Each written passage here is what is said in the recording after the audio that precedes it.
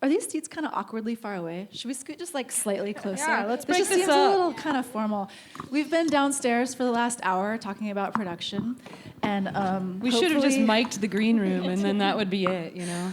Hopefully we didn't spill all the good stuff already, like our favorite digital audio workstations and where to get some good Profit 2000s. Yeah, we were really deep in nerdery seconds in to getting here. So should I do the most formal part of this, which is that I'll introduce each of you because some people might have come not knowing all of you. All right. So Zola Jesus, Nika Danilova, is an American-born songwriter, vocalist, and producer. Since 2009, she's released 2 EPs and 4 full-length albums, which combine electronic, industrial, classical, and experimental influences. She's collaborated with a diverse range of modern composers and directors, including David Byrne, Jean-Claude Vanier, Run the Jewels, J.G. Thirlwell, Jim Jarmusch, Dean Hurley, and David Lynch. For her most recent album, Taiga, Nika relocated from central Los Angeles to Vashon Island in the Puget Sound to immerse herself in the natural world. Her creative process reflected this shift, and she wrote the album's songs a cappella before adding her trademark beats and synthesizers. She's currently working on her next album, due for release in 2017. She lives in rural Wisconsin. Next, Miho Hatori is a vocalist, musician. Is this super awkward? But is it awkward like in the good way? Yeah. Okay, good. It's Let's do kinda it. Let's sweet. keep going. Because we're serious, too. Miho Hatori is a vocalist, musician, composer, producer, visual artist, primarily known as the vocalist of the legendary New York City group Chibomato. She has collaborated with Gorillaz, Beastie Boys, Handsome Boy Modeling School, Rostam Batmanli of Vampire Weekend, and many more. She's been producing movie soundtracks and Chibomato's latest album with Yuka Honda, Hotel Valentine. Currently, she's working on the projects New Optimism and Miss Info. Originally from Tokyo, Miho has lived in New York City for many years. Suzi Analogue performed here last Thursday for the performance night. It was awesome. It was really cool with 3 other performers. Suzi Analogue is a genre-bending American soul and experimental artist. She's toured the world and is the founder of Never Normal Records. She's taught music production classes at Yale and taught young girls at Brooklyn and Harlem elementary schools about music production. She's collaborated with DJ Earl, I don't know how to say this person's name, Mindsign? M-N-D. Mind Design. Toki Monster, Onra, and served as a cultural diplomat in Uganda for the U.S. Department of State. She's been featured on BET and MTV. Her release, Chills and Thrills, caught the eye of fashion guru, it's cool stuff, Marc Jacobs, and was named Best Cassette of 2014. She lives in New York City. And Nico, when I tried to amass the bio for you, it was like this. Yeah, so I kept it simple. Just don't bother. Yeah. Neko Case is an American singer, songwriter, multi-instrumentalist, and visual artist, best known for her solo career and her contributions as member of the Canadian indie rock group, The New Pornographers. She's produced and co-produced her albums for many years. Neko Case has recently been part of an album and tour collaborating with 4-time Grammy winner and record producer Katie Lang and indie folk artist Laura Veers on their self-titled album, Case Lang Veers. She received her degree in fine arts and creates the visual art and design for all her albums. She lives in rural Vermont. So, we're just going to talk. Yeah. I mean, I think the best way to start is, like, production is a really big word, I think. I think it, like, means a lot of things. It's hard to define, and it means different things to different people. It can mean everything from twisting knobs to organizing everything. It's very, like, multidimensional. But that said, I feel like just to launch everything off with all of you ladies is, you know, I think we're both curious, like, when did each of you realize and start producing yourselves? Like, when's, do you want to add anything to that? But, like, when was the first time that you really felt like, all right, I'm going to produce this, you know? You want to just start? Should go down the line? Yeah, just go down the line. Let's just launch this. When I was really young, I would just like record myself on a Tascam 4-track or whatever. But it wasn't until like 2008 when I started making music seriously, and I used a product or a program called Audacity, which is free, and I just lined all my like shitty keyboards into there and overdub vocals and stuff. And then from there, I started using Logic, and then from there, it blossomed. Can I make one comment really quick? We're going to video record all of this, so if you wouldn't mind not taking any pictures or any video, totally got it covered. And we'll put it got on you. the website, so you'll be able to see it. We got you. Miho?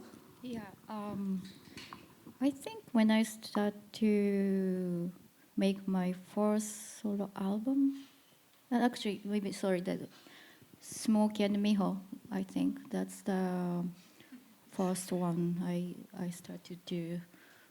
Yeah, and that time Pro Tool started to become, popular.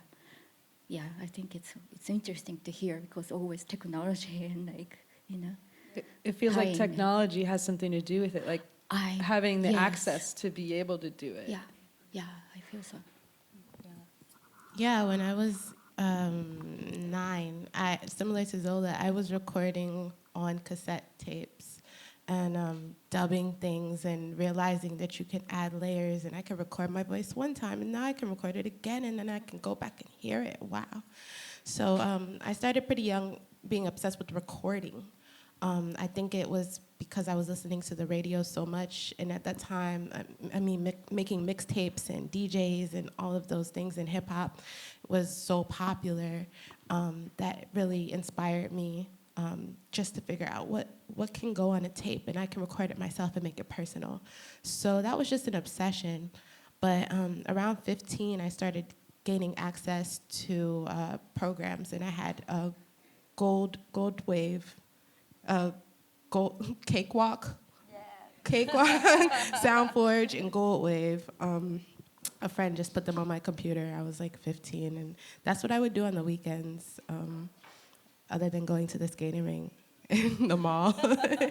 I was like recording, trying to find samples, and it was Napster at that time for me, and it's crazy. I was finding your stuff.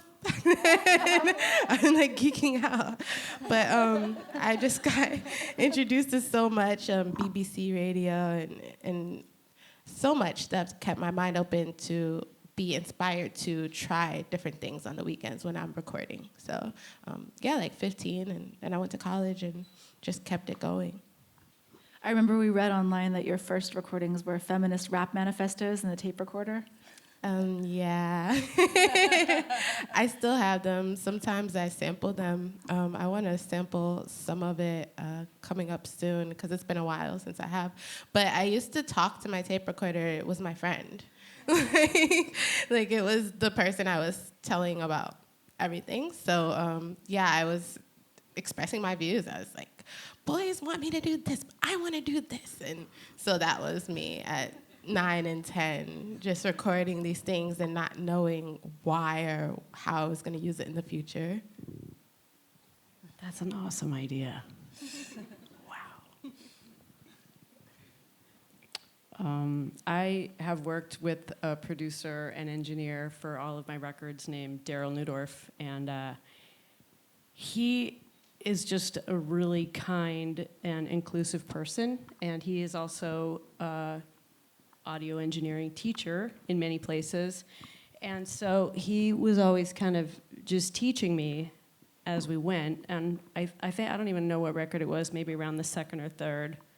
He was like, you're actually kind of the producer of this. And I was like, really? And he was like, yeah. So basically I had to get permission from a man to be a producer. No, I'm just kidding, that's horrible.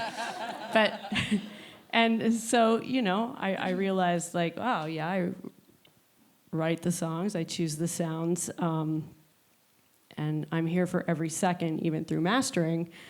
And it's exhausting and it's a ton of work. And I didn't start with any digital programs at all. And I started with working with 2-inch tape mostly. I think the first thing that I was ever recorded onto was like DA-88s or something. But I mostly was doing manual fades and writing the the board, our favorite board we worked with a lot, Daryl and I, was this SSL console, which I really, really miss. Love those. Yes. It's the Ferrari, right? The Ferrari of boards? Oh, it's the porn board, the SSL. And it had all these great Neve components. And it's like we could just nerd out about that all night. But, and I realized I was a pretty terrible engineer, but down in the green room, we were talking about how we really wanted digital programming to be more musical, like you could play it in that way, because I really miss that. Like that's, I'm just now gonna learn Pro Tools or Logic. I don't know which one, but basically it's been, analog, and I made a record on some ADATs and 8 channels once, and it's funny also because I actually looked up the definition of producer today for the first time in my entire life. And I realized, okay, that is, I believe it says, a person who oversees administrative, musical content, and production schedules of a recording. So We're the ones who get it done. yes. The song has to get finished, and we make sure it's finished, even if, well, most likely we're there from the start. So that's how I see production and producers. Exactly. You become alpha because you become disgusted that other people aren't getting it done. Yeah. I also think production can be performative, like you were just saying, right, in the faders and things like that. And also, production can be big choices about this kind of overlayer of the ultimate sonic landscape of what you're talking about. Like not the tiny details, but the big one, you know what I mean? And that's hard to see where you're overseeing something like that, But that said, it feels like we're all talking about tools all of a sudden, which is exciting and nerdy, and I love this. But in that, I feel like I'm realizing that all of you are vocalists. And one of your tools, everyone here except for me actually, use words, as a tool. And I wanted to know from each of you, like, how does that play into your songwriting and your ultimate production? Is it the thing that you follow first? Or is it the thing that you do later? Or is it dependent? I see a voice as another instrument, but kind of the main instrument, considering we all relate to the story, Anyway.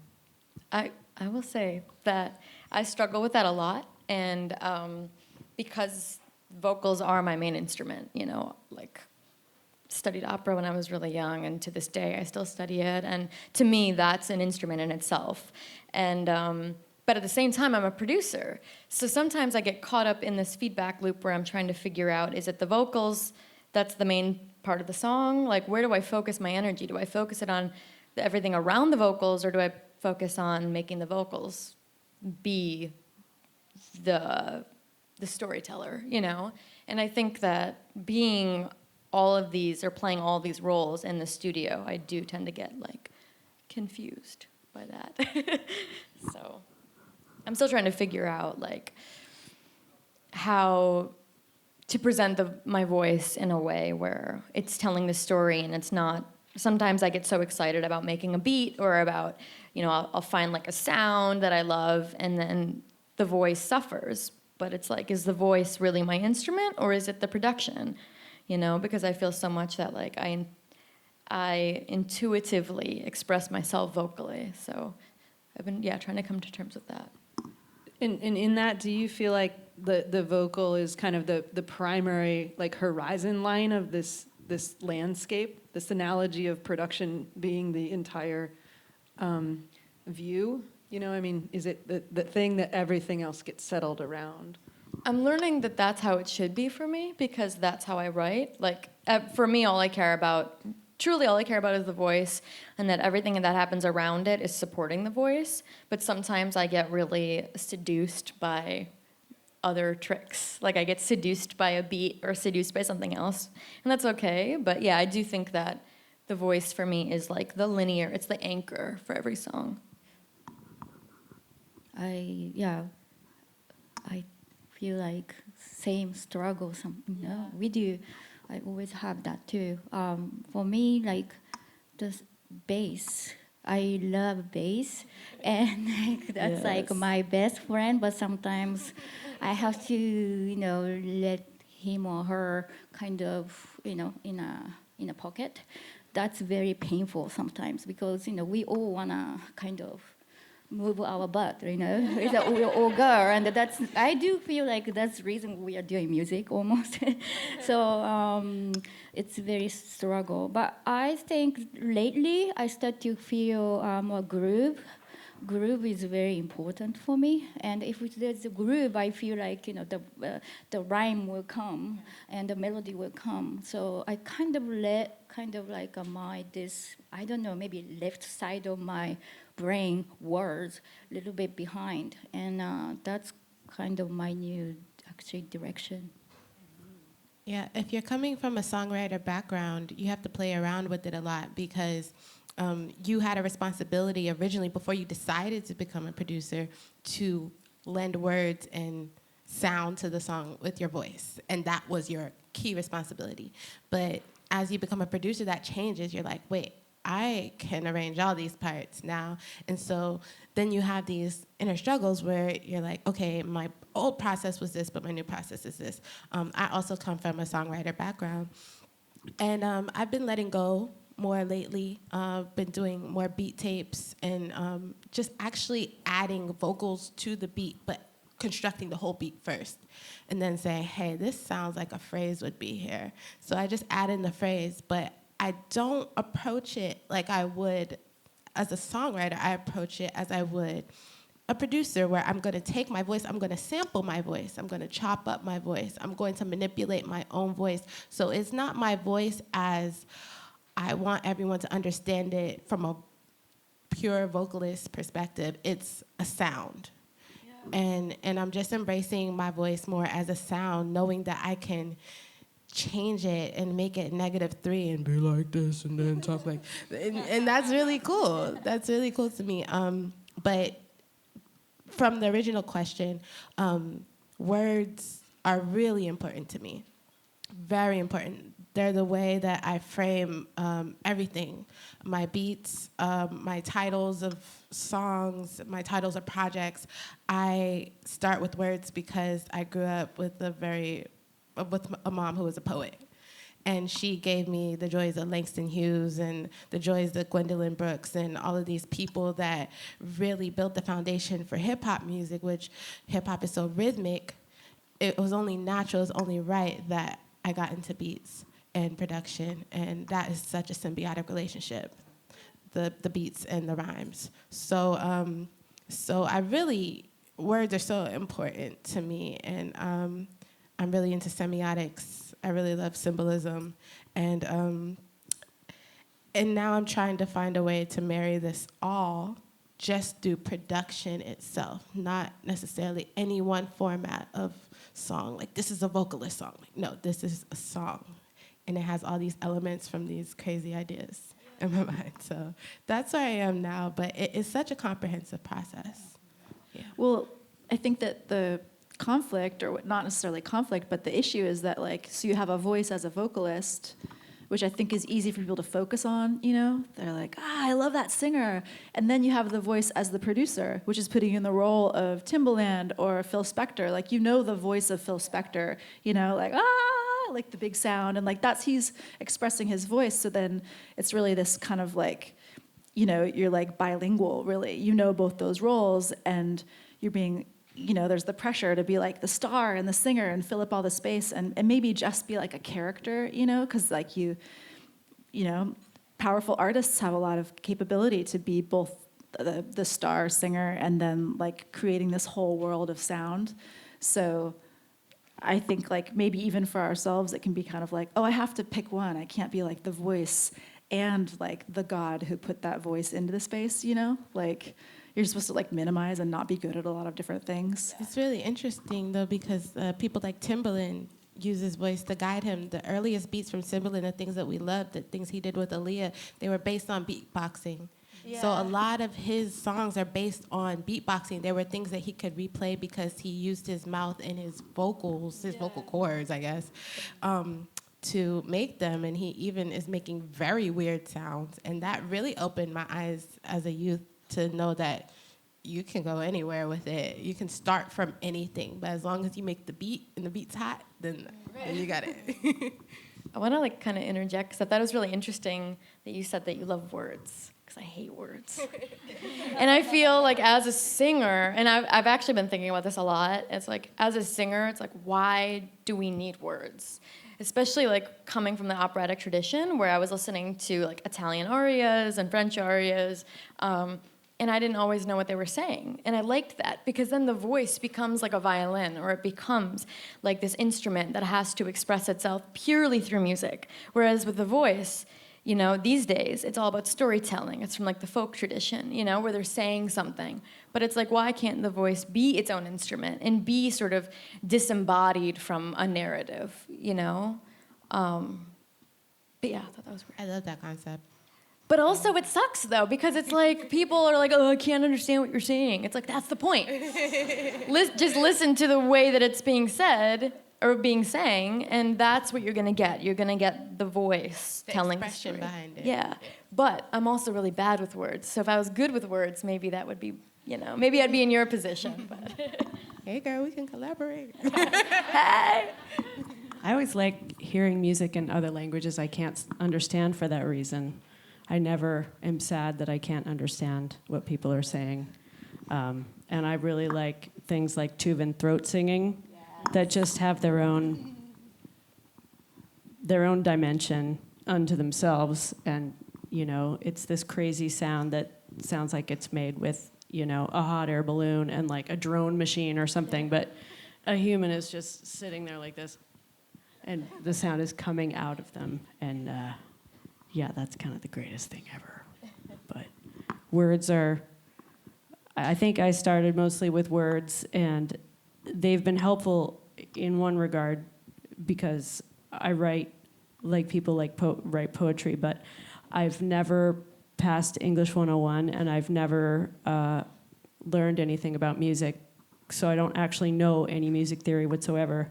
So I'd find that, you know, I'd have a kind of a melody, and I would start singing it, and there wouldn't be enough bars in this one. So it makes you a better editor because you go, well, I'm going to shorten that because it fits this melody of this many bars better. And then sometimes I would find I would take it out of the time signature because the words were so important at that part. And I found that it was just pushing me to do strange compositions, and I started to feel like it was okay to even do completely linear compositions that didn't have choruses, like to actually be like a cinematic story, which I think I really liked, maybe because I grew up right when, you know, I think I turned 10 when MTV came out, and I was completely fascinated by, you know, 80s conceptual videos where it's like people posing on some sand and then a beach ball would go past them and it'd be like, that's so heavy. So I think I want everything to be really cinematic. And, you know, I became kind of a control freak, and also I realized that I wanted to just be the Swiss Army knife of my band, which is kind of what the closest metaphor I can think of to describe what a producer is like you are. Some of us have the pen, some of us have the scissors, you know, but we don't, it's like there's so many different kinds, so we're all different and everything sounds different. And I also never have produced a record completely on my own because I don't ever play solo because I do not like being solo. I started to play music because I really wanted to be in a band. And I like doing it with other people. And you know how you were talking about how you get really in there, like, should this be about the voice? Should this be about this sound? I just would get so overwhelmed with option anxiety. It was so nice to just kind of hand the baton off and have someone with fresh ears come in and say, I think that your hearing is a little fatigued because there's some, you know, high-level distortion over here, or, you know, maybe, and like, you know, you were saying about the bass, it's like sometimes I'll try to set it one way and I'll be like, I am so fucking bored with what I'm doing right now. How can I make the bass sound like, you know, and then I say something dumb like, how can I make it greener, which is every producer's nightmare, but Luckily, you can just be the co-producer, and then you're like, yeah, what do you think? Greener. What are you gonna do, fire me? You're not gonna fire me. Because I paid for it, so you can't fire me. But it's like being this is gonna be super heavy when I get it out of my mouth. It's not really. It's like being a Swiss Army knife with veto power, essentially. Well, you're the producer. I mean, that's what that means, you know? Yeah. That you're like, I'm taking responsibility for the final product of how this sounds, and I trust that I can do a good job, you know? So, like, Yeah. if you don't make it green enough, like, then we're gonna have to talk, you know? Yeah, and there's this weird confidence that goes with it. Like, am I really a producer if I didn't, push play on every single thing? And it's like, it is a strange feeling. It's convoluted, right? Yeah, and there isn't really a definition that really sticks, but I listened, I worked with 3 different people, and I thought, okay, well, every record still sounds like me, and I hear the consistency, so yes, it's okay, I can say that now. But it took a long time. Yeah. I'd like to just interject with this, because I think one of the weirdest assumptions that people have, I think, is if you're singing vocals, you're not producing. You know what I mean? And I don't know where that came from or how it exists in the world. But to me, that sounds just ridiculous, because everything that you guys all just said is that the vocal is the ultimate meter. Like, it doesn't matter what genre you're performing or you're writing, it is literally what's setting the tone of the rhythm of the song. Or like how the changes work, and it doesn't matter if you can hear the narrative or if it's visual. It seems like, where does that come from?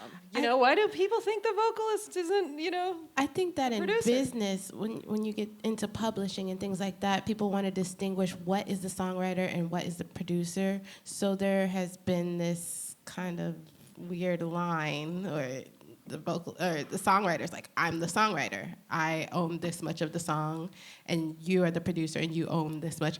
And because of music business, it's kind of limited our creative understanding of how songs are made. So But that's also weird, because it's like, I feel like in the pop world, there are 15 people on one song. Then I'm like, what do? They have like a pie chart at the end of the day? Like, they get in like a big boardroom. They're like, okay, I did like 25%, you did 5%. That's what they do. How? And then it's just like, how do they do? So for I me, swear I'm like, it adds up to over 100. It's like like bad math. 45,000. But I'm like, dude, it's easier for me to just do it all myself, because it's like, I know at the end of the day, it's like, 100. Okay, we're good. right. We don't need that meeting. Cancel it. But, it's not cut and dry, really. It's not cut and dry. And then you get into situations where you get to the end of a song with someone that you've collaborated with, and maybe everyone doesn't see eye to eye. And you're like, wait, I produced this. And they're like, no, you were a songwriter. And I'm like, this is something recent that happened. And I'm just like, okay, we're going to have to talk about this whole creative process. We're going to have to start back from day one. On this summer day, we were doing this, and we sat down, and then I did this, and then you did, and then it gets kind of tit for tat. But you have to advocate for yourself as a producer, as a woman. You have to advocate for yourself, because no one's going to say you did it. Yeah. Really, it's not that prevalent to say she did it. And no one wants to say she did it, so you have to say I did it, and this is how I did it, and I'm going to show you how I did it. And so it's been interesting, At the end of the day, it's been a very interesting journey. Actually owning the title of producer. Yeah, I had to have a publicist put it in a press release for a record at one point, because I was so sad that I would, co-produce these records, and, I was also the executive producer. I paid for it. I oversaw everything. I made all the decisions. I organized. Sounds like you produced it. I'm just saying. Yeah, well, no, they With help. did, because they made decisions. They did a lot of the engineering, and these people were not the people I work with. They were not saying, actually, it was me. It was more like, it's just a perception that people have that women aren't really producers, which I make the mistake all the time. Like, I always underestimate that maybe a woman had something to do with it, but I had to actually speak up and get somebody else to say it, hey, she actually is a producer, blah, blah, blah. But even still, and I recently had a discussion with a guy that I want to do some work with, and I said the word co-produce, And he was like, whoa, whoa, whoa. And I was like, well, you're not going to get paid less. And no matter if my name's on it or not, you're still going to get all the credit. So don't worry. Because it's true. And, you know. He didn't want to be co-producer. He wanted to be producer. I think he was worried that maybe it meant I wanted to not pay him as much. So to be fair, I think that's what I think he thought. But I was like, no, that's not what it means. It just means like I'm going to be here for every second, and you know you're going to get tracks that I've already recorded and decide what they sound like, and you know I want what you do on here as well because I'd like to make things sound different. And you know I always think about what my friend Kelly Hogan says. She always said, "Serve the song first thing. Serve the song. That's rule number one." So, you know, Fresh ears, like you. yeah, and you get sick of yourself, and like I said, I love being in a band. I don't want to do it by myself, and but I don't want to do the same thing all the time. And you do start to wear yourself out. Like just like when you stare at the color green, you see red everywhere. Like your ears get fatigued as well, and there's certain things you can't hear anymore. So there's like this witness protection program blur over your own voice when you're listening to it, and you're like, yeah, I'm done. I don't know what that is anymore. And somebody can go, you know, my friend Daryl will be like, go take a nap on the couch. And then you come back and you're like, okay, I know what's up now. But I guess what I was trying to say is people, including myself, don't think that women are producers, which is a bummer. Right. Well, I have two responses to what you're talking about. One is it sounds like this person, Gary Newdorf, is his name? Say it again. Daryl Newdorf. Daryl Newdorf. It sounds like he makes you feel respected enough that you don't mind calling him your co-producer. Oh, yeah. Because if he was someone who was trying to take it from you, you'd probably be up here being like, I'm a producer. Like, you wouldn't be, like, interested in letting anybody else in on it, you know? Yeah, Like, I'm a sharer. Like, yeah. I like to share. But if it comes to that, I would be utterly confrontational and uncomfortable. Yeah. So it sounds like, you know, you're living in a little bit of a utopia where you feel like you can share it with someone because the surrounding around you is, like, respecting your vision and your authority, Yeah. which is a beautiful world, and I want to work towards that. And the other thing, a little bit, I do think it's sort of like a sense that people are annoyed that you'd be so talented, you know? I know I already said it, but I think it bears repeating. Like, you're not supposed to be able to sing and tell those stories and be beguiling on stage, and you made that whole sound world happen? Like, no, it's not fair. I'm sorry. Like, you have to let somebody else in there, preferably a dude, you know? That's like a societal thing where women are supposed to make themselves smaller. We're supposed to present ourselves as smaller and as less than. And I think in the past it was a protection thing, like so no one would like kidnap us and like marry us to their own family or something. But like we're way past that, so we don't have to do that anymore. Yeah. Well, it's like, if that bothers you, why don't you make it? You know, it's like let's nobody make themselves smaller to remedy the situation. Like, you'd be awesome too, you know. Go ahead. No, I was just sighing dramatically. Can I ask one question that I wanted to ask? Was what was the first thing that made you feel like you could produce? You already sort of answered this, Neko, but like, was there a moment when before you thought that it seemed possible that you could be the author of the sound, you know, that it could be like something you made happen? I know I've had that in my past where I sort of thought like, well, I have these songs and I need someone to help me put them in the world. Like, they can be my private material, but I need someone to help translate them and make them listenable that somebody else would want to hear. And I remember the experience of having someone tell me I could do it, and I wonder like if you've had those experiences. For me personally, because I started off in the vocalist realm, it was when I started making my own rhythms. So making the actual beat and making the drum patterns and doing drum programming, that's when it turned for me. That's when I started to say like, hey, I made this beat. It's a beat. It's a whole thing. I didn't just play the keys. I didn't just play the synth. I made the beat. So that's always been a thing, like for me to say, like, I produced this. I did the rhythm section. I did this section, and I added this, and I pre-mixed and all that. So that was the moment when I started to take more authority, like when I actually started making the drum programming versus just playing the melodies. Did anybody encourage you, did you feel like? Or you were like 10 years old and you were just like, figured that out yourself? I didn't really start doing that until I was like 15. So pretty late in life. Yeah, because I grew up in choirs and like theater and musical theater. And so the melody part, that came really easy to me, it still does. And I mean, the drums too, but it wasn't my first. No one ever sat me down and said, hey girl, you need to learn the drums. And shout out Mindy, woo, woo, woo, Tom Tom. Girls learning drums, it's like, its own revolution, its own rebellion, and becoming the leaders of our own drums, you know, our own pattern, our own syncopations, you know, like that's such a statement.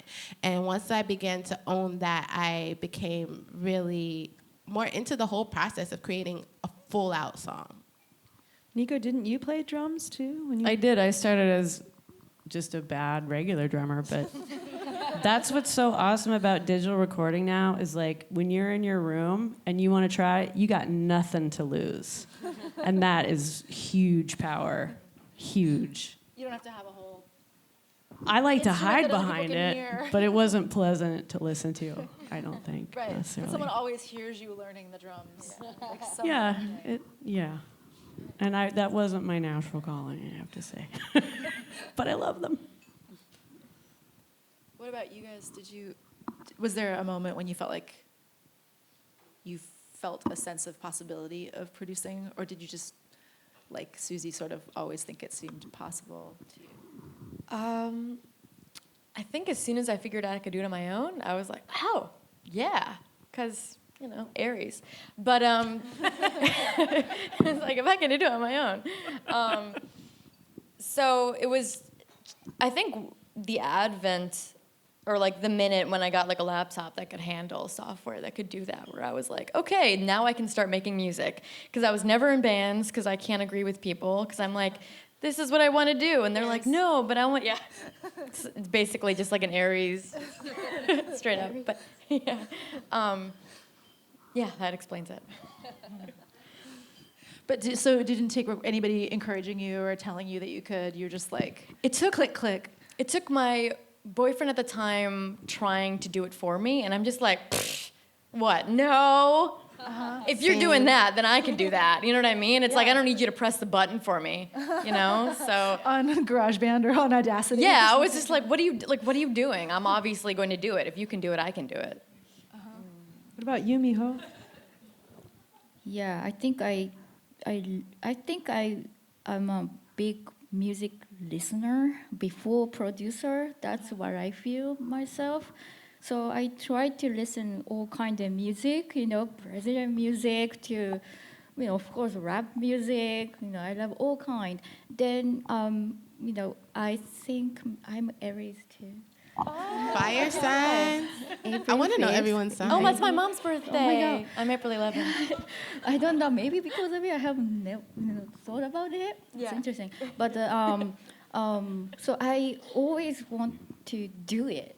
So when I was really falling in love with Brazilian music, I started the band who I can sing in Portuguese, for example. And I went to, you know, how do you say those people? Like, she's a teacher of Portuguese, but actually she's a muscle creator of mouth, which is, language is that way. Because I'm Japanese, and my first language is, of course, Japanese, right? So English and Japanese, we're using different muscle. So Brazilian Portuguese too, it's a different muscle. So I have to learn to create that language. So that was like a first kind of like, I don't know, before production, I feel like, whoa. So I have to start from muscle to be able to play or sing that language. So when I was doing those journey, I started to feel like, then, you know what, I cannot do that fully, like somebody, like, you know, speaking Brazilian forever. So then what can I do with my language, with kind weird English, you know, like, you know, like little accent, you know. Then I realized I have to do it by myself to create some music around my voice. I think that was first thing I felt about producing.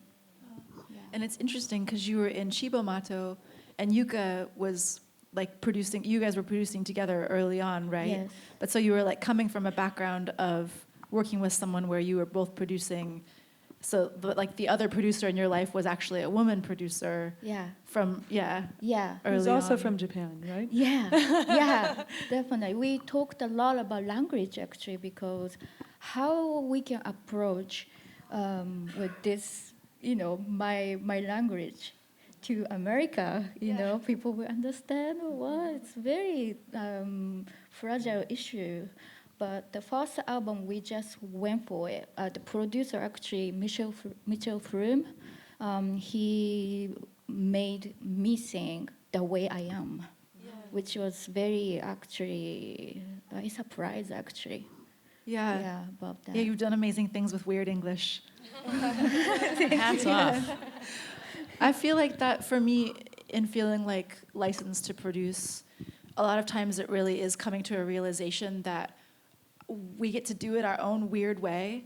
Like, you know, that you would strive towards some kind of professionalism and then not get there and get to something that just sounds kind of jacked, and then decide that actually the way that it sounds jacked is really, really cool. And I find that a lot of the people who are not, who are like across the gender spectrum, moving away from male, like trans, female, that they end up, I mean, I don't want to generalize, you know, and obviously like gender is a really bizarre thing that we're all deconstructing together right now, this era. So, but there is something, you know, there is being socialized a woman and what that feels like. So my experience of the women producers who I like is that often it's really weird. Like Kate Bush makes weird music. It's weird, you know? Like, I don't know if you've heard the album The Dreaming, which is the album that she recorded first. And it was when she first decided, like, I'm gonna produce this, I'm doing it. And ultimately it's like super critically acclaimed, but in the moment that she made it, everyone was like, I don't know even how to listen to this because it's a lot of didgeridoo, and like, it's brilliant, it's amazing, and it sounds really freaking weird, and I feel like a lot of times it's because coming from this standpoint of not being an expert, you know, and even maybe feeling a little outside of the possibility of being an expert, that you come up with some weird way, like other examples are like Joni Mitchell, I mean, there's many of them, but some of my favorite producers. Can I say that I'm gonna make some sort of confession to you guys? I feel like my music is sometimes colored or compromised by the fact that I want to be as good as like 10 dudes in a room in like Hollywood. And so sometimes my goals in terms of being a producer are different than my goals as an artist. And I don't know which one, it's kind of like a game to see which one's gonna win per record. For my last record, definitely it was like the producer in me and the songwriter in me that was like, I can make a pop record. Like, why can't I make a pop record that, you know, took, God bless Rihanna, but it took her like 15 dudes to make. And one girl, Wanda Girl, is I love Wanda Girl. 18-year-old from Toronto. Was she on who Anti? Right? Was she on Anti? Because she worked with Drake too, right? I believe I love that the her. girl who Think so. wrote the beats for Bitch Better Have My Money, right? I believe that is Wanda Girl, and she's like 18 or 19, and she's Yeah. like, it's absolutely no concern that I'm a woman. Yeah. I'm like, great. If that's She's the a future, that fucking rules. Yeah, she's a pioneer. Like, I love her, but But anyway, That's- so it's 10 dudes hard. in a room. I interrupted you. I'm yeah, sorry. no, but it's hard. It's like, where do you draw the line between your ambition as a producer and your ambition as an artist? You know, because I feel like I'm straddling all these worlds, and I want to be respected as a pop producer, but I also want to be respected as like a total weirdo opera singing, you know, and I mean industrial loving girl that I am, you know, but and I feel like that a lot of that has to do with the fact that I am a woman and I am trying to play a dude's game. Yeah, I totally feel that because I want to be like a hip hop producer. Like Yeah. at the end of the day, I started making beats because I want to make beats for dudes that rap. Not necessarily for dudes, but like at the time I'm like, I can be Timbaland, Yeah. I can be Pharrell. Like who's gonna tell me? Like, and I love No, that I you feel said it. that because that's why I gone so hard, because I didn't want to just like experiment. And sometimes when people would call me experimental, I'm like, what are you talking about? I'm Yeah. not experimental. I'm about to like change You want the to, game. yeah, you want to be Like- respected in the field. Right. So that's a whole nother construct, because you yourself as this person, this visual, trying to be like these guys in your own way, and that's the dynamics of that is just so interesting, and it's not straightforward at all. It's very interwoven in personal and business. It's so interwoven, the experiences you have in trying to attain that goal. But we're doing it. Sometimes I wish I could be like Brian Wilson or something. I was just like, do this, do that. I don't know, try that. Yeah. And then you have this freedom to just like let the thing happen. Yeah. Because I feel like there's so much neuroses happening with like, well, I want to prove myself in this world and I want to prove myself as this. And I'm just like, I'm so over having to feel like I'm proving myself, because I feel like it gets in the way of making something that's truly, I don't know, because I think everything is truly personal if you make it, but I just hate that feeling of like that you're never good enough, that you have to prove to someone that you deserve whatever you're doing. That you deserve to, even if you want to work with other artists. For me, Yeah. I go on this rant a lot with my friends, my producer friends. I'm like, why do I have to prove myself that I'm good enough to work with rappers that like I know more than? Like, like they weren't listening to Big L 1994. Blah, blah, blah. Yeah. I'm going off, and they're just like, "Whoa, Suzi!" Like, okay, you love hip hop, and it's so true, because I grew up obsessed with it, and for that reason, I feel like I should be able to sit down with any rapper, literally any rapper. There are rappers I've consulted with that are like, they've just gone gold. Like there are people like literally out here right now that I've really worked with just consulting, but from a producer standpoint, but then also from a friend dynamic. So this is another element of being a woman producer, like drawing that line where like I'm giving you crazy advice and I know because I am a producer, but then you're talking to me like as a homie and a friend and a girl, and then you go gold. And then I'm like, hi. Can we put out that one track we did? Like, because remember when you didn't know what you were doing? And I mean, it's like a process of trusting yourself and trusting what you know, because that's the issue. Like, that's the challenge. For you to trust yourself and what you know to carry through to the next level that you want, and for you to get that, to command that respect through your knowledge. But it's hard to convey that sometimes because people want to cut you down just based off of your visual presentation of being a woman, so it's not easy. Yeah, and you don't want to come off like you're pissed about something, because then there's that aspect like, oh, yeah, the woman. Diva. Yeah, oh, are you on your yeah, But I was always worried that people, like, I was so uneducated about music in general, like, I just couldn't believe that it would sound like a whole song. So I was like, I made a whole song. Okay, I'm done with that. And then I'm not saying you guys should do this, and I don't want you to do this at all, but I totally fucking gave up on like ever having music on the radio or anything. I tried to do some pop things, like to write for stuff, and I just was like, I fucking hate this, and I'm gonna make terrible music. And so I realized where I was I have good business sense, and I own everything I've ever made. Like, never sell your publishing, ever. And I was able to maneuver laterally and forward and backward if I wanted to. So I decided that is where I wanted to be, because I didn't care about that stuff But at the same time, it's like, I want you guys to kick a fucking hole in that ceiling and just kill it, because it's time now. And it's time for people to give us credit for it too.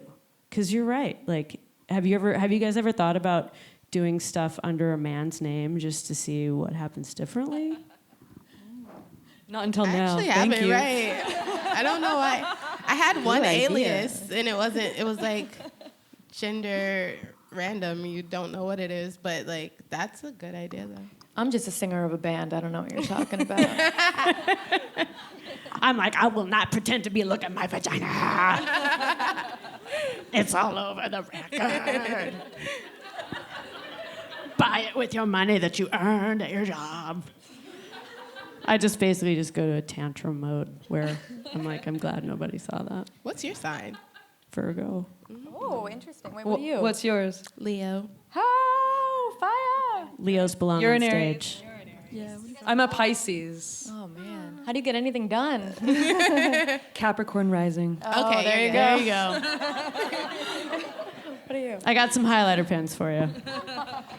What are you, Kayla? I like that. She's a Scorpio. I like that Woman Producer has Of room course for she a talk is. about our astrology. Oh, yeah. We can Okay, still but- rule it. Do you not feel like that's important when you sit down to work with people? Like at this 100%. point, I need another rising, their moon. I need to know everything about their I'm like, chart when I sit yeah. down and work with them. Because then you get it. I'm like, okay, if you're a Scorpio moon, I can't work with you.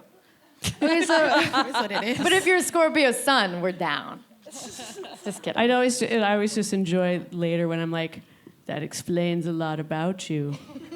I mean, I do think that, like, Little as one of the reasons, I do think that one thing that seems good about women as producers is that you're socialized to be a good listener as a female person. So it seems like if you were, for example, trying to produce someone else, like I was reading about Martha Wainwright having Yuka C. Honda produce, and Yuka performed on Thursday.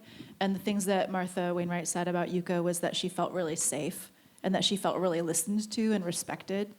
And so I feel like that would be a really great selling point on a female producer resume. Like, I won't cut you down for your ideas, and I will listen to you because I've been taught to listen and nod as you talk, as if I'm listening, even if I'm not. I will change the reverb for you for hours. I if will you need me change to. it. I mean hours. I might do the trick where I lower the volume. I fake lower the volume because you say it's too loud. but I'll be really nice about it. Kayla just learned I was doing that. Oh. Just kidding. That snare's too loud. That snare's too loud. I swear it's too loud. That snare's too loud. Yeah, that's better. All in your Placebo mind. fader. Can I ask you a question? So, just because I was really enjoying our gear talk downstairs, and one of us did say it gave them a boner, how important are tools to you each in working? Do you care? I'm kind of sloppy with my tools. I get into it and then I kind of don't give a fuck actually, and I'll just do it with whatever. But I'm interested in like what if you want to talk about the tools you like to use, or if you like to keep it secret. That's cool. Like what do you care about them? Do you care about hardware? I find some things I'm really picky about, and then some things I don't give a shit at all. Like digital reverbs.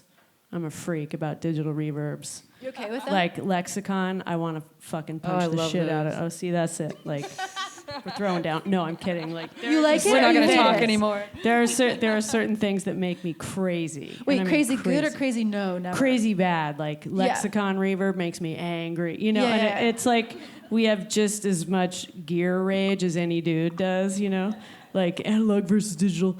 I like a combo of analog and digital because I really got sick of bouncing all of my vocal tracks over to try to comp them, and it would be like crazy hiss, and then this one doesn't have as much. Just like it took so long to match the noise floor that I was like, fucking digital, let's just do this. I don't have 5 years to make this record, you know?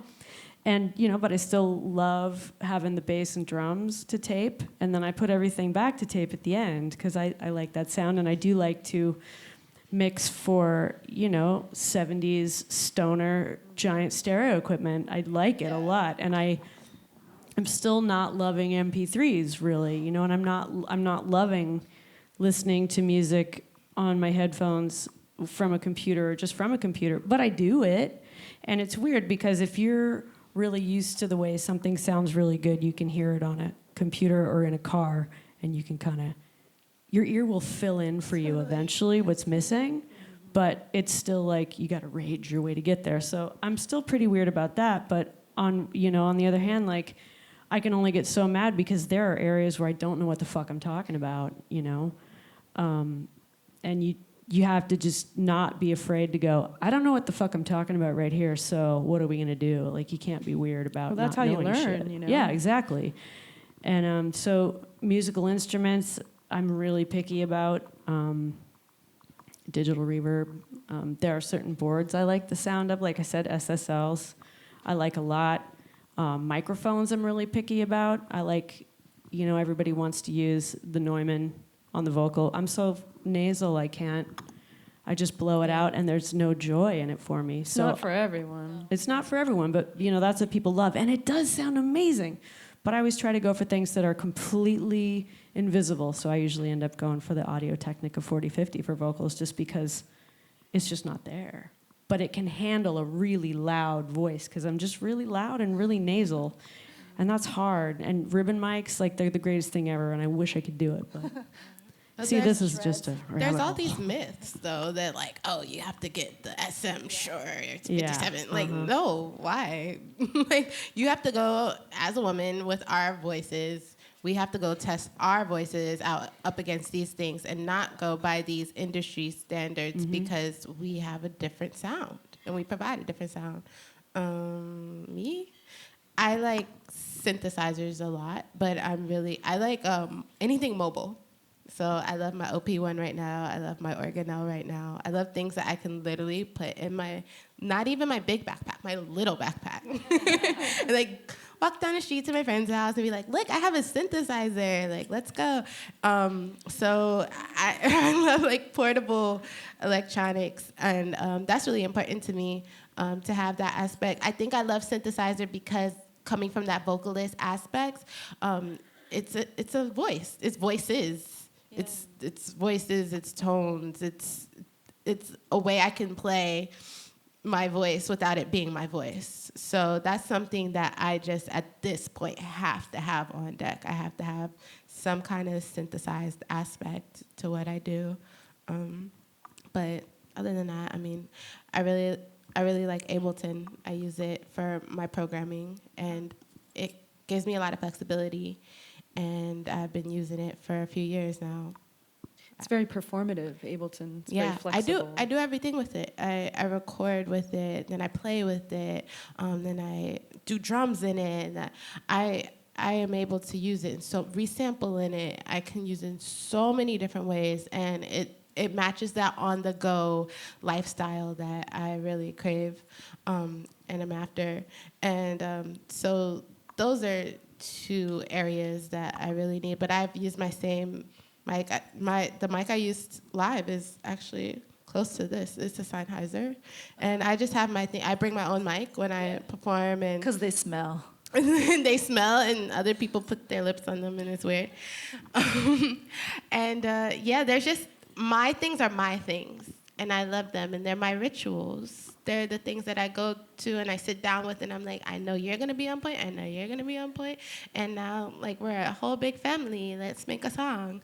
And you open yourself up to a ton of spontaneity if you're able to move around. Like, Yeah, that is the best. yeah. I've learned mobily. I actually lived in Japan for half a year. I lived in Tokyo, in Takadanobaba. Yeah, and that was my first mobile studio. Coming from Philly to Takadanobaba, and I brought my mic. I brought my mic, and it had a mic stand that had a weight that was like 12 pounds, and I'm like walking through the airport like, I'm gonna record some music in Tokyo. I just know it. And so it's just committing to those things that are special to you, knowing that I'm better with a mic at a desk than standing up, and knowing your process that makes you choose your gear that you really love. but I love warm sounding stuff and organs and all types of things. When I go to a studio, I will like try to use things that I don't use, and I always challenge myself to do that. So I'm not like, oh, I have to have this particular thing. Like, no, I'm really open because the experimentation is what can spawn something amazing. Yeah, I feel the same way too, actually. I use a lot of Ableton Live these days, and because it's very portable, and I'm not like, big woman, so it's very hard to carry equipment, basically. So I love lightweight, and really deep into those kind of more digital worlds, actually. And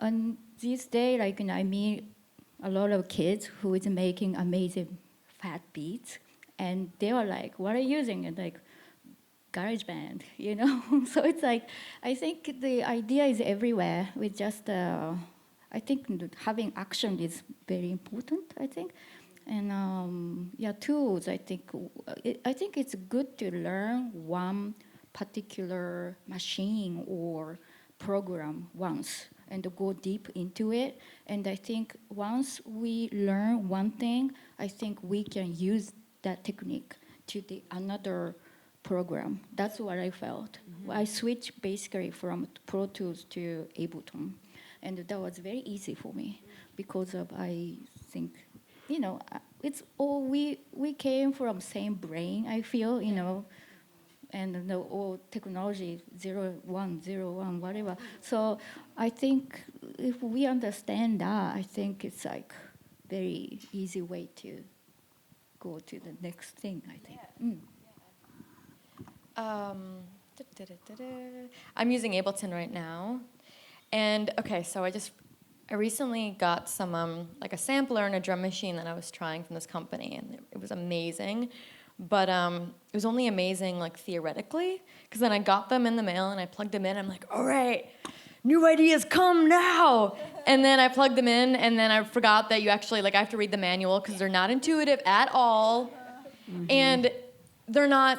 They can be creative, but they weren't creative for me because there was that, there was a learning curve with them. And I'm like, all right, I want to write. I don't want to learn right now. So you kind of have to, I packed them up and sent them away. And I went back to Ableton because I know what I use and I know what I like. And, when you're writing and producing, you're doing it at the same time usually. So for me, it's like I need to know that I can write a beat, or I can pluck out a synth line or something, and I'll know how to do it before I lose the idea, because I lose my ideas really quickly because I'm an Aries. So, and then in terms of gear, I like soft synths because they are mobile, and I like that they recall, It's like I can draw in my automation so much easier than I can if I have an analog synth, and I love analog synths deeply, but in terms of writing, when I'm writing, it needs to feel easy, and it needs to feel like if that cutoff happened too early, that I can change that later. And then after the fact, I'll find analog equivalents and retrack everything. And then with microphones, I hate them all. Hate them all. And I think the reason you probably don't like Neumann is because so many microphones are made to sing quietly. And there was a minute where I was like, what's the mic Mariah uses? Because if it's good enough for Mariah, it's good enough for me.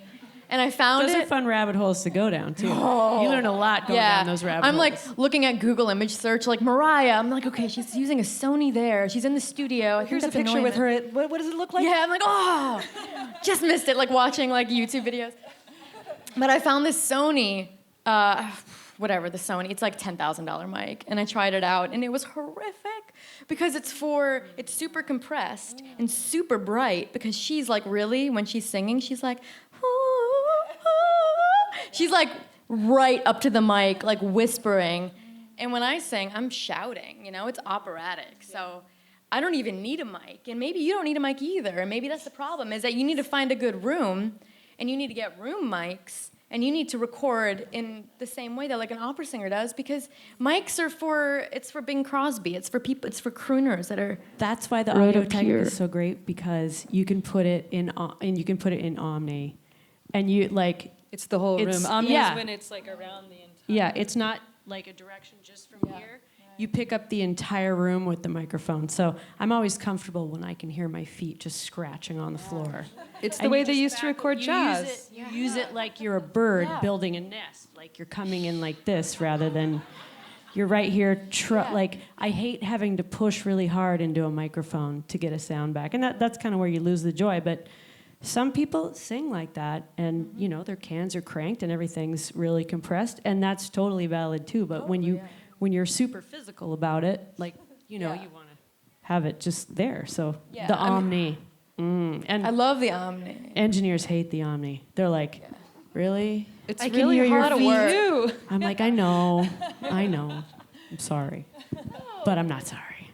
But there's like so much more. There's two ways you can go about it. You can either be musically dynamic, or you can be dynamic in post, or you can rely on the dude in the back of the room to ride the fader, you know. And it's something that I struggle with, because I'm like, okay, the microphone, I guess I'm supposed to be like cupping it and holding it and swallowing it, and then dude's gonna figure it out later. But it's like, that's not. The voice is about the experience in the room, you know. It's not about how it hits the mic. It's about how the mic is grabbing the sound of the room. And so it's like, that's something that I'm trying to learn and figure out, like, how do I capture my voice realistically so it doesn't sound like it's all 2 and 3K and it's just like annihilating. Like sometimes I'll record my voice and it sounds like a baby crying, like that frequency, you know, and I'm like, I can't sound that, like, yeah, I probably sound that bad, but I can't sound that bad. Yeah, like baby crying is where the violins go. So Yeah. I'm in their space right now. I can't do that. That's true. taken up. Yeah. Cut it down. It seems like one thing that everyone's talking about is, you know, no matter what tool you're using, it's always about kind of the signal flow, you know, like, and it can be any program, it can even be hardware. And it would be really similar. The one thing about Ableton everyone's talking about is it's visually really similar to what you do in a recording studio. You literally take a patch cable and you patch it in, you know, and it looks like that. It's showing you doing it. It's an emulation. So it's really physical. But it seems like, you know, that's what we're all talking about. It's like, yeah, you can be Mariah Carey, but she's probably going through 4 different compressors, you know, in her signals chain, and she's hearing that while she's singing it, so she's working it. And that's not done later, that's done in the moment. So it's like that kind of stuff takes some time to figure that out. We need to patch her in right now. We need to be Mariah. Hold on, you call at her. What compressors are you going through? We need to know now. Yeah. But that's it. Like, I feel like there are some vocalists that are amazing microphone vocalists, and I love those singers. You know, Brandy, Mariah. You know, they're the ones that have this incredible range, but it feels very even. You know, but then there's like the Whitneys that feel like they're using their technique. You know, Whitney was like operatically trained and she sang gospel, and you know, you can tell that she's moving the mic and she's adjusting so the sound guy doesn't have to throw 6 compressors on her. Right. But it's just a different type of singing. Nothing is bad. Yeah, like you could do it with 4 compressors, or you can just do this. Or you can do both, and it's really awesome. And the thing I really like is I love reverb because I love the sound of a human voice concussing essentially against the back of a room and coming back to you. Like the sound of the building is so important to me. So, you know, if you end up in those venues that are like carpeted and totally dead, to me it feels really weird. I always think about Tina Turner in this really shitty video that I saw singing River Deep Mountain High. And I just remember I could hear what the building was made of. I could hear she was just this powerful, powerful human phenomena. And standing next to Katie Lang was one of those times too where I was like, holy shit. It's like standing next to a geyser in Yosemite. You're like, I didn't know what it's, or like watching a gymnast do backflips. You're like, I didn't know the human body by itself could make those sounds. Like, I can hear her chest vibrating. I can feel her low end on the floor. And at times I would just start laughing hysterically, like, where do you even spend that kind of money? Like, holy shit, to be standing next to that is incredible. And, you know, you can't reproduce that for a record, but it sure is fun to try. Like, that is the greatest challenge. I love that. Well, one thing in mixing and making records, like when people are mixing, they often call it imaging, you know, because you're physically trying to get someone to imagine a space. And a good mix usually makes a space that's not real. You know what I mean? Yeah. Like, and it's saying, like, here's the reverb in the room, and this is what a drum would sound like in it, next to, you know, Nika, or, you know, Nico. But it's all or, a plate, and it's all yeah, digital. It's all digital, probably. Or maybe not always, but, you know, how often do you get to record in a gorgeous room? You know, they're far and few between anymore. They're very expensive to record in. Yeah. Can I ask you guys a question? What is like the craziest sonic physics trick that you've ever learned in the studio by accident? Like, I'll just give you an example. I remember wanting to kind of reproduce the sound of that band, The Platters, you know, Smoke Gets in Your Eyes. And so we put it on the stereo, and we realized they had this producer, I think he was kind of their, you know, Svengali guy, this guy named Buck Ram. And you know that the man's voice in that band is so huge, and his vibrato is so strong, and you can hear the space, and it's incredible. And we were so blown away to find out that he had the singer dry on one side and all the rest of the singers and the entire fucking orchestra on the other. Hard like pan, that's right? hard pan Just stereo crazy. imaging, which is insane. And it's not something you notice as a listener, and it's not something you think about. I never noticed it with headphones in, but when we started to analyze it, it was like, oh my God, that is like off the deep end wild. I mean, maybe that's a standard thing people did in those big studios at CBS at the time, but like, what is the craziest thing you figured out to do? The craziest thing, it's not that intense. It feels pretty minor, but I have a song. Nothing's minor. It's all great. It's all great. I have a song where I am. It sounds like I'm shouting. It sounds like I'm like, but I'm really going. And I'm not even cuffing the mic. I'm saying it so quietly, but I'm saying it at such a high frequency because that raises the intensity. The pitch is high, so the frequency is high, and it's raising the intensity that even in mixing, I didn't have to do too much. I just put a reverb on it, and it sounds like I'm shouting throughout the whole room. So playing around with dynamics like that is amazing, and I'd love to know and learn. I research older techniques, especially of those like big band rooms and that kind of even Motown era recording techniques. Like that stuff they don't record like that anymore, and we can. We totally Those can. asbestos surfaces and like the guy who just flips the button and it's all ready to go. We'll It's hire like warm 70 peanut butter and jelly. musicians. Yeah. I wish. We'll get Cher. I had one. Can I? Yeah. Whip them out. participate? Like, we started working with a lot of modular synthesizers and really got into. Well, I learned how to mix and engineer on an analog board. So that's the way I kind of access everything. So we started to develop the signal flow of how we wanted to hear electronic music, and it's a combination of digital and analog. But in that, modular synthesizers are crazy because they do frequencies that don't exist in nature. So it's insane where you can go and we'd just be jamming and playing around. We did a lot of shredding, you know, which we had never done ever. So it was really new. It was like, oh my God, we're a family band, you know, hanging out with like weird, you know, Star Wars looking instruments. But one day there's this thing called heterodyning, which I didn't understand, and then I started doing it, and my last name is Dyne, so I felt really excited about it. But basically what it is there's two frequencies, and when they hit together, they create a third, and it's a way to make a rhythmic pattern. Yeah, it's polyrhythms. It makes polyrhythms. Exactly, it makes all these polyrhythms that are insane, and a lot of percussionists do this. You know, I'm very good friends with an incredible percussionist, and he's always like, let's do it like this. And I didn't really understand what he was doing, but he was physically doing it in the real world. And then it just started happening. And I was like, this is the coolest thing, you know? It really is. It's these crazy polyrhythms, and it changed my life. You know, we used to have to write that stuff out or programming it or, you know what I mean? Drawing it in. And now it's like it just happens because you understand the principles of physics and you understand a little bit about like key structures and stuff like that. And then you can start getting these crazy polyrhythms. And so, nerds. It's really Nerds. good when you have a sequencer going and it's running, and then you're just hitting tones, and then you're sustaining or taking it down.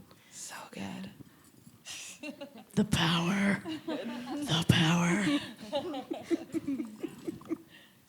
I'm into contact mics. It's not really like an accidental thing. It's just like, I got a contact mic. What can I mic? And then I'll like mic a slinky, or I'll mic a refrigerator, or I'll mic myself. And that's cool. And it's not an accident though, but I guess it kind of does create these sounds where you're like I did mic a slinky, and I was like, oh my god! Like I think that's what they did to make the lightsaber sounds or something in on Star Star Wars. Wars. Yeah, They did. kind of like slinky style, and it sounds so alien and awesome, and I'm really into the idea of creating sounds around me and trying to find alien sounds. And I also like, my dad is like a woodworker, and he also built hot rods. So when I was in his shop, I went into it and I found all this metal, and I like sample metal, and then I contact mic it, and I have a violin bow, and I'm like bowing like scrap metal and bowing like antlers and stuff. And that's cool too, because just through experimenting and going, how can I make a beat with nothing? And you know, I'll just compress and mic myself playing my flesh or whatever, hitting like the wall, or you know, punching my dog lightly, gently tapping him, Petting. yeah, that sounded really sociopathic, but it was not. It was like a random association. But yeah, I find that the most beautiful and interesting sounds come from when you look at the world around you and you're like, how can I manipulate that sound? I feel like it can be hard to let yourself make art in music because the music industry has got a real like strong hold on, it's like a sieve, you know, and you're trying to like just put your beautiful heart out there. Yeah. I'm just sort of responding to what you were saying about feeling like I want to do the crazy thing, but I want to make this, I want to prove that I can make it legit and sort of like Make it accessible. yeah, like a product or markets. Wasn't that a word from the 70s? And then like Fleetwood Mac made that album Tusk, which they spent a year and I guess like hundreds of thousands of dollars, and it was really messed up sounding, but it's our favorite. So if you're willing to wait like 30 years for people to really like what you've done, I sort of think that the sky is the limit. But also, I mean, I think that like ultimately people really want to hear your heart. Like it's hard to remember that inside of what you're making, and sound is so intimate and so raw. It's not as like, we're not as articulate with listening as we are with viewing, you know? I think with viewing you can sort of like understand why you like something or why you don't, and with sounds it's like, you know, it just like gets right in you. We're not as good at explaining how we feel. If there's a high-pitched ring in a room, oftentimes people won't even talk about it or notice it until it's kind of like made them insane. Well, you can close your eyes, but you can't stop Can't turn hearing. your ears off. Well, one thing about producing is it makes you really super sensitive to all the sounds around you all the time. And I thought, after making, you know, my second and then third record, I thought, okay, this is really hard, but on the next record, I've learned so much, and it's going to be so much easier. But really, all you do is expand your ability to hear possible errors and to hear. Apparently, women have really good top-end frequency hearing, and you know, I've had experiences where I was saying there's a lot of distortion in the top end, and people were like, no, and then later you figure out it's there. But, or like, if you go to, say you're getting a massage, like, I can't move my arm, can you fix it?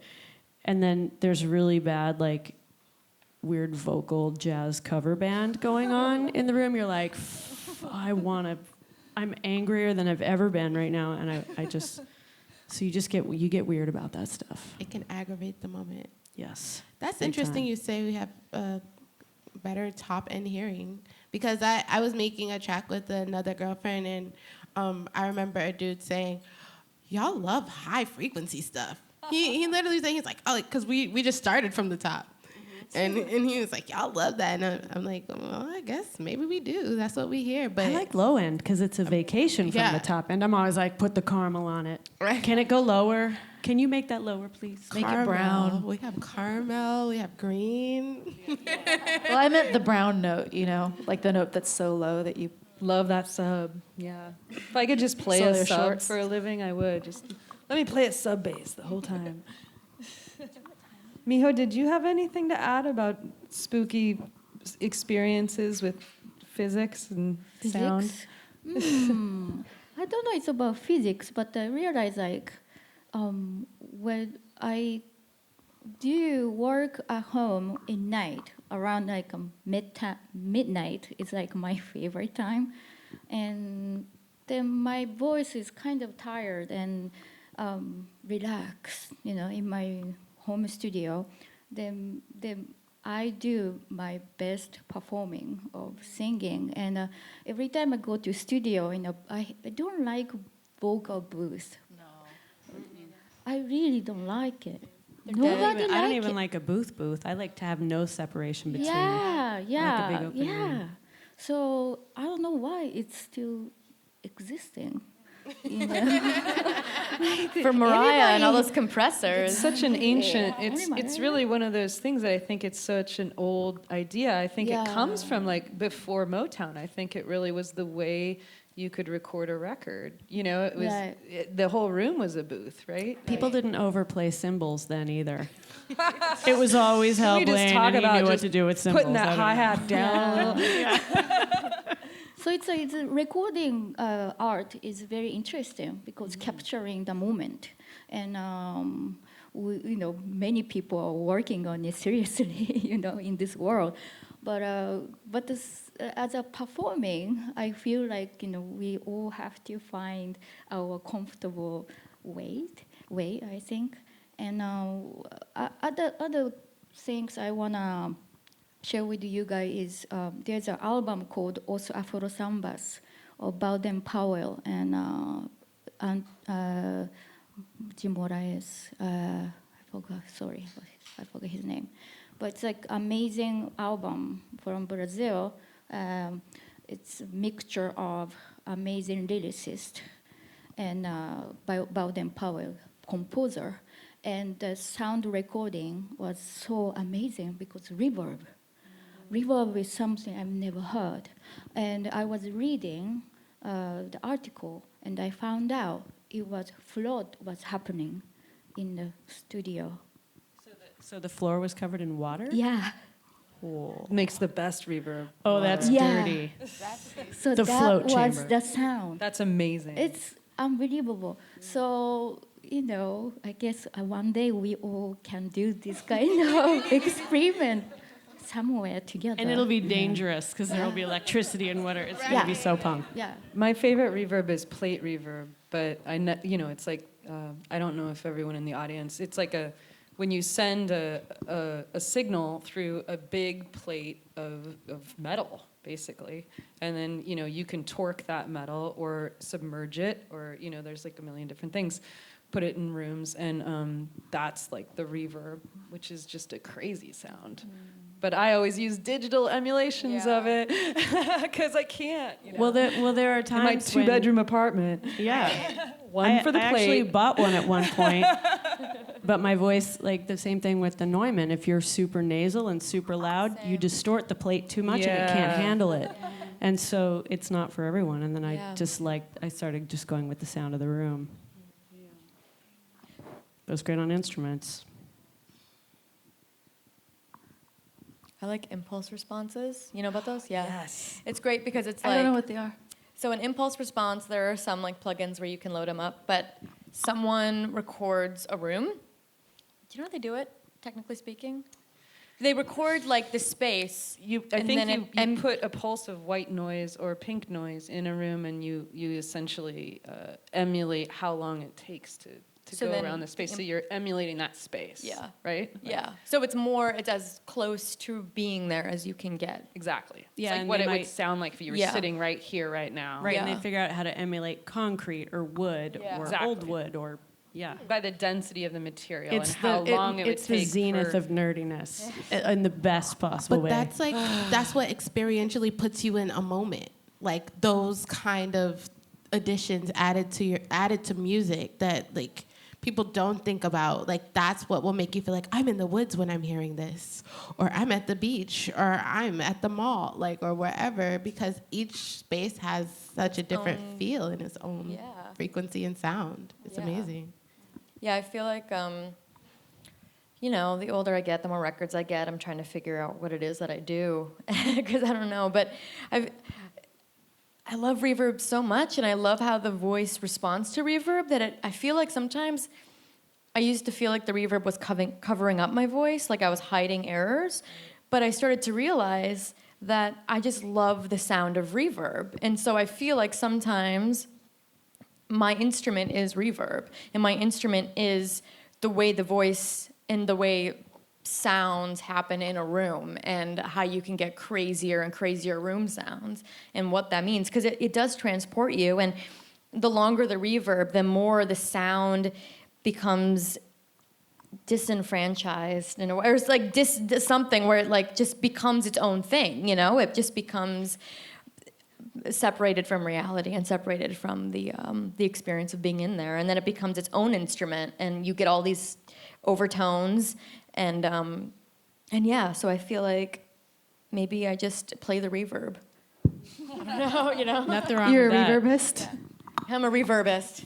Absolutely. Yeah, and the impulse response thing, I remember being in Steve Albini's studio, which is super thought out, and he has rooms that are surrounded with adobe brick, like everything you could think of, and he just had gotten these impulse response things, and he's like, I can set the reverb to the Nuremberg Opera House pre-World War II right now. Well, and the amazing thing about I Steve think I Albini peed is my pants. I he's was like- famous for Did you record the sound of that? No, but we played with it for a second, and we were like, and it wasn't right for the song, but it was like, no way. Okay, digital plugins, I'm on board. But wait, when I that's said that. Steve Albini's studio? Yeah. Digital plugins? I don't know. Is it a digital plugin or like it's The impulse response is digital, as far as I know. But as far as I know about Steve Albini, he's super analog, right? I don't know. He's tape man. I'm not sure actually. Really? Oh. I was just the singer on that one. I wasn't producing, but I definitely was. I was like, can we spend a few weeks just exploring man. all the Amazing. different, like, I want to be in the castle at Austerlitz right now. Let's try it. Let's just try that one. You know, like you could really go to town with that.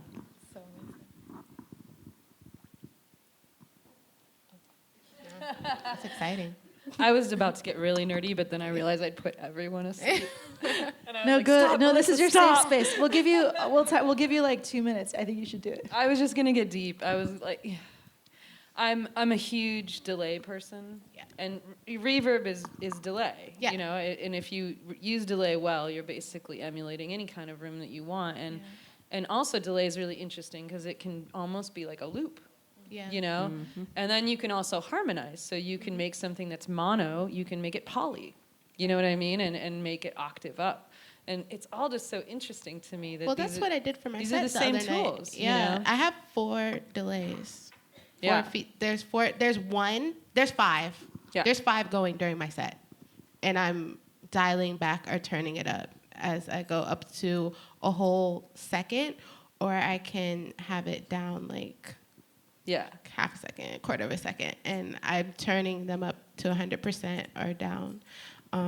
So the science of throwing out sound and getting it back, throwing out sound and getting it back, like that's its own amazing thing. Well, and I want to say, you know, I mean, totally gonna make all of your eyes just close and tell me to shut up, but it's essentially how you break down a guitar in frets. You know, you're talking about distance and time in a body of resonance, and that's essentially what a delay is. It's like, you know, that is how your guitar works, and it's how it's actually chorded and fingered, and that's fascinating. And So when you get into electronic music, you're like, this is the same premise as a cello, you know, or a violin, or and it's all about how you use it and incorporate it. And you can be a classicist in it in a weird way. And I see synthesis as something that you can learn just like a fretless bass.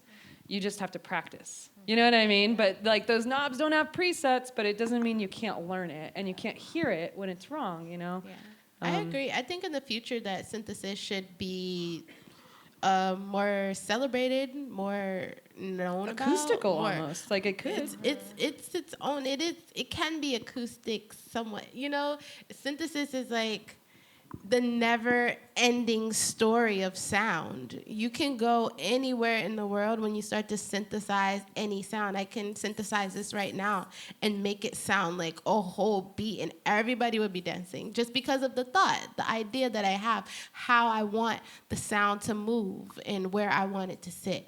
And synthesis is something that I think because of the genres of like new wave and all these things that happened, 80s happened, and people are like, oh, synthesizers, gotta have glam rock hair. And like, no, it's not like that. Bad digital reverb. Well, I think You're that- totally that- right. Yeah. I think one of the biggest problems and what I highly resent about synthesizers right now is that they're all keyboard based. And you said that you work with ribbon a lot, which is, I think, We work with a lot of different types of controllers. and that's the thing. Like Yeah. it should be less about the 1 and 0 or the on off, because then it's like, personally, I've been really interested in non-standard or non-Western scales and modes and things, and it's so hard to do that with a synthesizer and you can retune it and everything, but you're still thinking about it in terms of a keyboard, in terms of notes, where a synthesizer or a synthesis is so much greater than that, and it's such a web of almost impossibility. There's so much possibility that it's impossible to Well, it's imagine. just taking electricity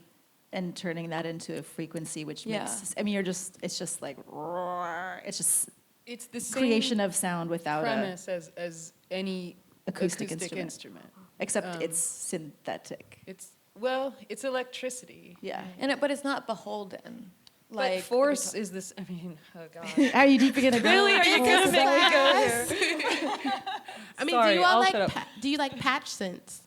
Like, I really like patch synths. Yeah. But, I mean, I like both. I like all of it. You know, I think it's all really interesting. And that's not I don't beholden think to that's the keyboard. only thing or the only way. I like combinations of things. But there was a time where everyone played the harpsichord, and when the piano came out, everyone was like, "That's not an instrument," you know. And like, I think it's things are moving and changing. And you know, on last Tuesday when Pauline Oliveros was here, who's 84, she grew up playing the accordion, and she used to retune the accordion to these weird modules. And like she had this accordion from Roland that she could put samples on, and she was using it as a controller, and it had breath. Like, but she was such a great accordion player that it didn't sound like anything else. Like, you couldn't take that sample and play it on a keyboard and make it sound like that. You couldn't do it through a vocal mic. You know, you couldn't do anything like it. It blew my mind. But I'd never seen anyone do anything like that before. And she's 84, and I'm like, you're the future, you know? I mean, really, because then it becomes this point where we have to create our own instruments. Well, aren't we all trying to figure out the best way to make the sound that we want to make? I mean, that's creating an instrument. It's just Yeah. signal flow. It's like, you know, Nico, I mean, you play so many instruments, and it's like, I think Not very well, and that's my unique But I- stamp. I I don't feel like I on play it. anything very well either, you know, but it's just finding the tones that you like and then finding the ways that you structure them. you Yeah, know? that's true. And I can't tell you how many times I've second guessed myself, and comes back to the basic question, like, when did you call yourself a producer, or when did you think you could be one, or you realize you already are one because you can go, you know what, I prefer that sound to that sound, or that's a weird sound we haven't used yet, so let's do that. And the cool thing is, you know, you can know music theory or not, and these electronic instruments are making it just so much quicker. You can just go there. And I like what you said about the Eastern scale too. Like, it is so frustrating to want to be able to make those beautiful sounds, and you're listening to something like a Dan Bao from Vietnam or something, and you're like, that's the most beautiful sound. I want to make that sound, and you got your guitar, and you can do it, but it is helpful to know music theory. But then if you want to do it on a synthesizer or something that's not as, I think you can do it. I ask my friend Paul a lot. I'm like, well, can I actually do that? And he'll be like, he gets like the jazz school boner. Let me do the math. You could totally do that. These are all the chords that would work right there. Is Paul like, can we do that? He nearly explodes with joy. But what happens if, like, for instance, I was jamming on a gamelan the other day, and I was just like, doot, doot, doot, and but it's. And then I was like, okay, what do I do with this? Because it's not in, I guess you could like retune a guitar or retune a synth, but then it's just like you're on this island of sound. And Maybe that's the only, well, I'm a hater of auto-tune. And part of that is because of the top end hearing. Like, it is like the taste of diet soda, but in a painful way. Mm-hmm. And so when there's reverb or when there's auto-tune everywhere, it just hurts. But like, maybe if you played other instruments similarly, but then auto-tuned them to the gamelan, that might sound cool. But doesn't auto-tune work like within key? Like, you have to put in the key that you're singing in, right? And then it like adjusts it. So they're like, you're obviously playing gamelan, so here you go. I think that they're... But you can go way out, and people do that as an effect sometimes, which they do, legitimately. I just feel like maybe it's done too much, and I get that thing like people don't practice. She can hit that note. Why doesn't she just hit the note? It's so great when she hits the note. Don't take the breath out. I love the breath. Maria Callas wasn't auto-tuned, so no one needs to be auto-tuned. Yeah, it's like it's just down to opinion, but it might be kind of great if you just used that gamelan and you didn't give a fuck if it was in tune. Like, there's so much stuff on that PJ Harvey record, Let England Shake, where she just has interesting soundscapes just going behind like a drone, and then she'll use it as like an intro and then go into a song. Actually, I love that. One of my favorite songs of yours is that. It's like, where did I put this fire or that fire? What is that? Oh, with the submarines? Yeah. Yeah, because it's so textural, and I feel like that's when it doesn't start melodic, it's more like sound design, and the song unfolds in that way, Yeah, which is fun. And Submarine, is that what that was? We sampled a bunch of submarines off the internet. That's awesome. And then, because I don't have a submarine. But don't think I wasn't like, I wonder if I could get a submarine sonar for cheap, and then we could put it in the reverb chamber. Yeah, like there was that thought. Neko Case sold out when she just wouldn't buy a submarine. Yeah. But yeah, it's like you were saying, you can make any sound into a complete soundscape with just the one piece of it, and you can just blur it all the way through, like you're just smearing some kind of pastel all through the song, which could make a drone or the landscape of your little movie that you're making, essentially. The other thing I feel like is always inspiring is to remember like movements of music before they happened. Who would have thought like industrial music would be a genre if you asked someone in 1963? Like it inspires me when I'm on the edge of something that I think kind of sounds fucked up. Like the song we just made, it's got this synth that gets like pretty crazy, and they played it on the radio and they turned it way, way down. Like all the other songs were normal volume, and then they played ours and it was like mini volume. And They I were was like, terrified on NPR. They were like, these, oh no!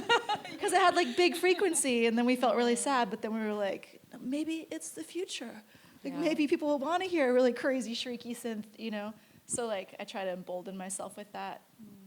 But I think that to me like brings a really big question of like time and space. I think it's really interesting. Like industrial music came out of kind of this post-war, place where people lived in these areas where there were blown out buildings still, and they grew up there. And rock and roll came out of that too. And it's like, well, I guess I'm basically talking about England right now, but you know what I mean? Like, I think you could say the same for hip hop in the South Bronx. You could say the same for that. Or anything.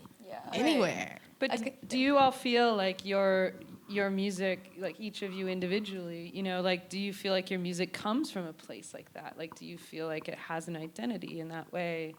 I mean, we're all coming from such different genres, but everyone has their own identity in it, and I'm just curious. I mean, maybe this is too personal, but I mean, for me, it's getting very quantum.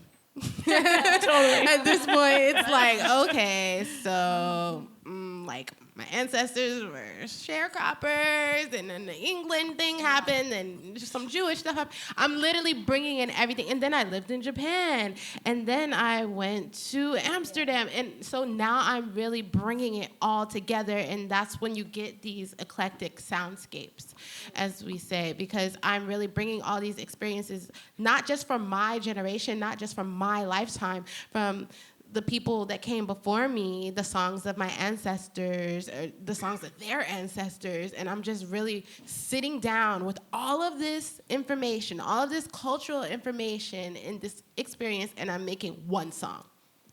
And I'm like, okay, I can add these kinds of drums because we have family from over here.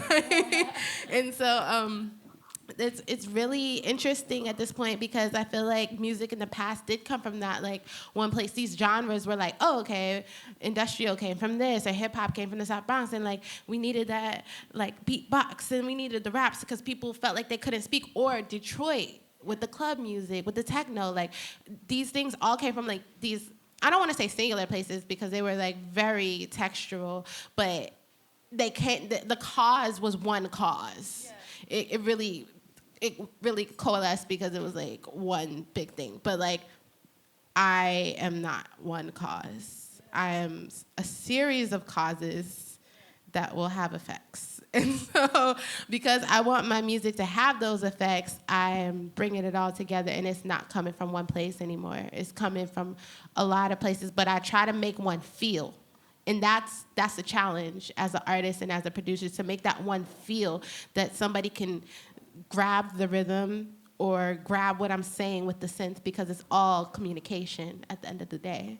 So Yeah, you're conducting your identity or conducting your intention. yeah. And when you can hear those things, like those are always the things, like, and they're the hardest ones to make usually, or the ones that come the quickest, and you're like, I guess that just happened, I don't know, but those are always the things that people comment on a lot, I find. That's true. You mean like the things they can really, where they really find you, or? It's like, I don't know how this is gonna go over. Maybe took the a risk. irregularities, maybe that's what they notice. Not maybe that's what people notice. I know maybe as a producer, like I notice when something is unique, that's what I notice. That's what my ear goes to first, not what sounds the same. Like you can play me a bunch of industry tracks, and then I'll be like, who's this one kid? His voice is crazy. Her voice is crazy. Like, or the way they use that sample, okay, that's about to make a thing because it's so different. And those differences create a whole new series of like interested people and listeners and music makers. And it seems like those are all the examples of people not being worried in that moment of trying to like be like everybody else or do it like officially or correctly. That it's like you're just following it and Right. putting it out there, like taking the risk. Yeah, but it has to be at this point, especially I think as identifying as women, it's really interesting what we can make and bring, because the stories that we're telling are the stories that our ancestors couldn't have told at all. Yeah. I will definitely say I'm the first woman of my generation, of my family, that's been able to sit on a stage and talk to all of you. And you all look so different than me or have different histories than me. And that means a lot. And it's just because of the sound of my music. It's not because of, I'm not a runway model. I'm not like in commercials, you know, like I'm a brain that makes sounds. So like that says a lot about where we are today and how we can bring our stories to the forefront, and especially as women, what we are going to be saying for the future and what the future generations are going to be taking away from that to construct their own stories and their own narratives. Yeah. Yeah, my mom wasn't allowed to wear pants to school in high school. So It was just yesterday, like literally just yesterday. Now I'm wait, who's wearing a skirt right now? Only kinda. Nika's wearing both. That's right. She can do whatever she wants. Choice. Women invented pants, by the way, just so you know. Men shunned us for a long time for wearing them. Really? Yeah. I could see that. The Amazons of the ancient world invented them. That's off topic, though. Might be a good See, place to that's the end. next song. The Greeks are like, Amazons invented no, pens." I want my balls out. It's like, but the horse is there. It's just uncomfortable. Makes sense. You know, the scratchy, yeah. Innovate. What time? I mean, maybe that's a good We place should watch to the end, I time. guess. Does anyone Is know it 9 what time it is? Now that we've gotten to pants. Yeah, I mean, maybe that's a good place to... Did anybody else have anything they wanted to Do say? you have anything you want to say, Miho? Or? No pressure. Please, I'm everything... fine. Yeah, I'm glad to talk a lot of fun thing with you guys. Really. Yeah, it's a very special event. Yeah. I'm so proud of all of you. I'm not lying. When you were talking about this is the first time that you've sat here in your generations, and I'm like, totally. I just want to go and start crying, because that's what I do. Yeah. Well, hopefully this will just seem incredibly passé and ordinary Absolutely. very soon. Mm-hmm. Thank you all so much for coming and being here. Indeed. Thank you all so much. for Thank you, speaking. everyone on the panel, Yeah. for making it happen. Yeah, I guess that's it. All right, thanks. This will all be on womanproducer.com eventually, and there's a Woman Producer Instagram, and we're gonna use the information we gathered about you guys and put it on the Instagram of Woman Producer. And I see some women producers out there, so let's talk.